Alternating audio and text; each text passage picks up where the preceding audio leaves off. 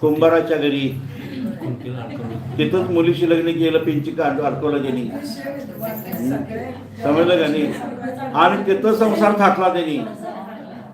आणि मग त्या मुनी संघामध्ये चर्चा सुरू झाली की याचं उत्तर आम्हाला काय मिळेना, याचं उत्तर देणारा एकच मनुष्य आहे, फक्त माघनंदी आहे. म्हणून ते सगळे गेले माघनंदीकडं.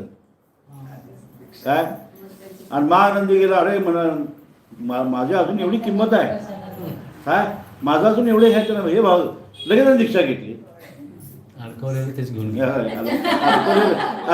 घेऊन गेली. माघनंदी सारखा प्रचंड विद्वान, आच 6व्या-7व्या गुरुस्थानामध्ये जुळणारी भावलिंगी संत.